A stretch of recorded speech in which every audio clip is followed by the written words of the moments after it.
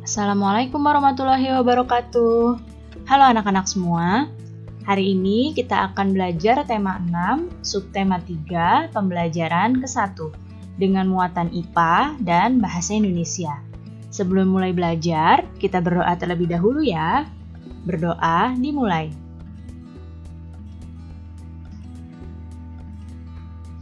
Berdoa selesai. Baik anak-anak, sudah siap untuk belajar hari ini? Kalau sudah siap, mari kita mulai belajarnya. Pertama-tama, kita akan membahas muatan IPA. Sekarang, lihatlah gambar yang ada di hadapan kalian. Ya, di sini ada seorang anak yang sedang membantu ibunya memasak. Pernahkah kamu membantu ibumu memasak? Wah, bagus sekali jika kamu suka membantu ibumu memasak. Nah, anak ini ketika sedang membantu ibunya memasak, dia berpikir, mengapa ibunya meminta dirinya mengaduk sayur dengan sendok sayur yang berbahan kayu? Nah, kita akan temukan jawabannya. Sekarang, perhatikan lagi. Di sini ada gambar sendok sayur yang berasal dari bahannya logam.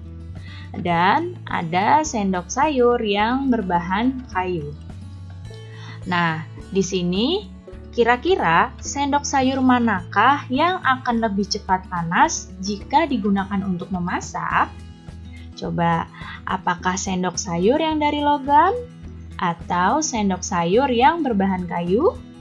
Yang manakah yang akan lebih cepat panas? Ya, di sini sendok sayur yang akan cepat panas jika digunakan memasak adalah sendok sayur yang berbahan dasar logam. Nah, di sini sendok sayur ini akan lebih panas karena memiliki bahan yang dapat menghantarkan panas. Sehingga jika menggunakan sendok sayur ini akan terjadi peristiwa konduksi yang membuat sendok sayur ini lama-kelamaan akan cepat panas. Nah, mengapa ibu anak tadi meminta anaknya untuk menggunakan sendok sayur yang berbahan kayu? Karena sendok sayur yang berbahan kayu ini tidak cepat panas. Nah, berdasarkan kemampuannya menghantarkan panas, benda ini dibagi menjadi dua. Ada benda yang disebut dengan konduktor dan ada yang disebut dengan isolator. Apa ya konduktor itu dan apa isolator itu? Adakah di antara kalian yang tahu?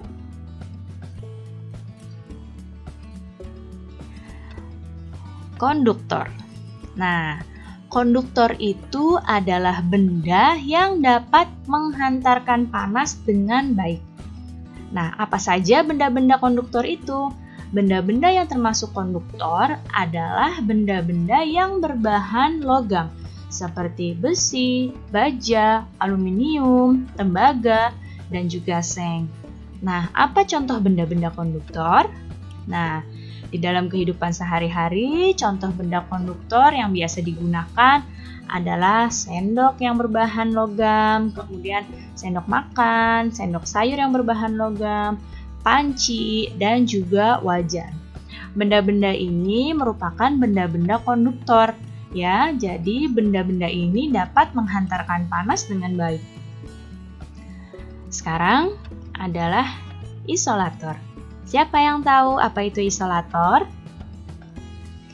Ya, isolator adalah kebalikannya dari konduktor, yaitu isolator adalah benda yang tidak dapat menghantarkan panas. Ya, jadi benda isolator ini dapat menghambat panas. Ya, jadi tidak bisa menghantarkan panas. Apa saja benda-benda yang termasuk isolator? Yaitu benda-benda yang berbahan bukan logam, seperti karet, plastik, kayu, kain, ebonit, gabus, dan juga bambu. Nah, di dalam kehidupan sehari-hari, benda-benda yang termasuk isolator ini contohnya adalah centong dari kayu, kemudian ada bakul, sarung tangan untuk mengangkat sayur, kemudian ada lap dari kain. Dan benda-benda yang berbahan dari plastik seperti sendok plastik, centong plastik itu termasuk benda-benda isolator.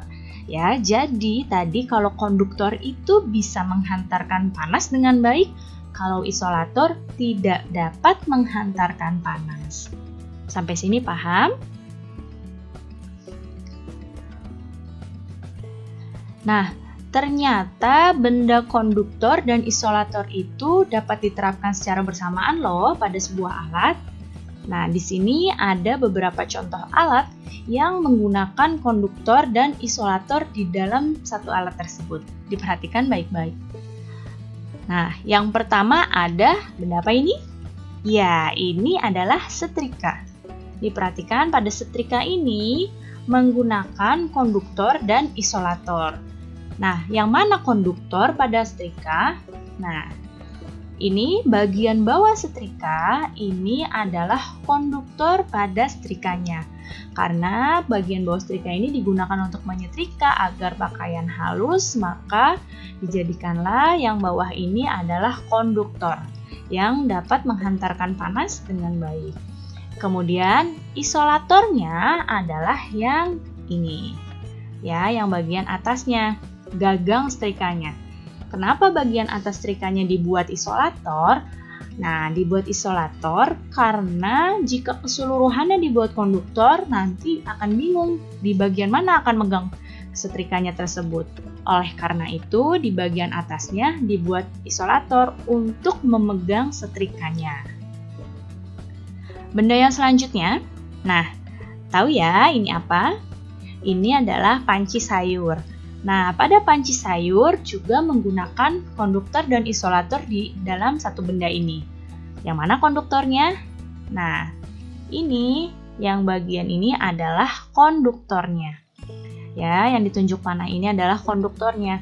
Di bagian ini dijadikan konduktor karena akan digunakan untuk memasak bagian ini.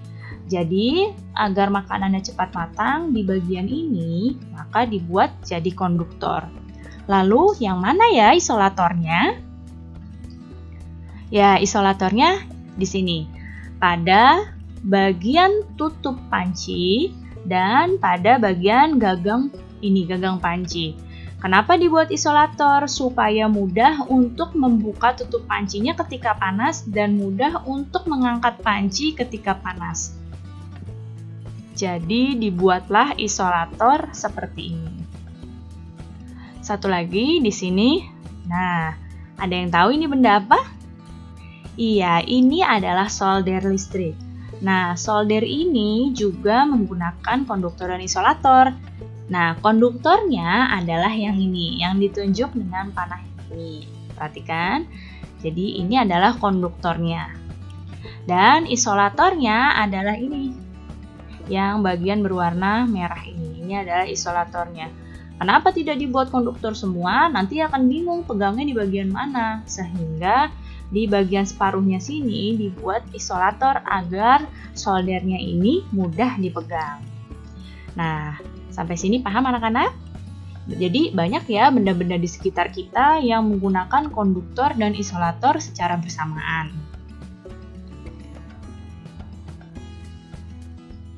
Nah, Ibu mau tanya, apakah kamu suka membaca? Membaca itu bisa menambah wawasanmu loh. Sekarang kita akan masuk pada muatan bahasa Indonesia. Dalam membaca, itu bisa menambah pengetahuan kita. Dari mana sumber informasi bacaan? Nah, sumber-sumber informasi bacaan ini bisa dari buku, kemudian bisa dari koran, bisa juga dari buku elektronik. Buku elektronik ini adalah buku yang tidak tercetak dan ada di internet. Ya, kemudian bisa juga dari majalah dan bisa juga dari ensiklopedia. Jadi, ini adalah sumber-sumber informasi bacaan yang dapat menambah pengetahuanmu. Pada setiap bacaan itu pasti memuat informasi penting. Informasi penting dalam bacaan dapat ditentukan dengan kata kunci. Kemarin kita sudah pelajari ya. kata kunci adalah kata-kata penting yang terdapat di dalam sebuah bacaan dan dapat digunakan untuk menentukan pokok pikiran di setiap paragraf di dalam bacaan tersebut. Informasi penting di dalam sebuah bacaan itu berkaitan dengan hal-hal berikut ini. Perhatikan, yang pertama, dalam sebuah bacaan itu biasanya ada objek yang dibicarakan. Ya, objek yang dibicarakan, kemudian berkaitan dengan orang yang ada di dalam bacaan, ini jika dibuat pertanyaan bisa menjadi siapa. Kemudian objek yang dibicarakan ini jika dibuat pertanyaan untuk menggali informasi penting bisa menggunakan kata tanya apa. Kemudian berkaitan dengan waktu. Jika dibuat pertanyaan di sini menggunakan kata tanya kapan. Berkaitan dengan tempat. Jika membuat pertanyaan menggunakan kata tanya di mana. Kemudian berkaitan dengan alasan. Jika menggunakan pertanyaan untuk menggali informasi, maka menggunakan kata tanya mengapa. Dan berkaitan dengan uraian peristiwa. Jika kita akan membuat kalimat tanya, dari ini menggunakan kata tanya bagaimana. Baik anak-anak, cukup sekian ya penjelasan Ibu kali ini. Mudah-mudahan kalian paham dan mengerti. Terima kasih anak-anak semua. Sampai jumpa lagi. Wassalamualaikum warahmatullahi wabarakatuh.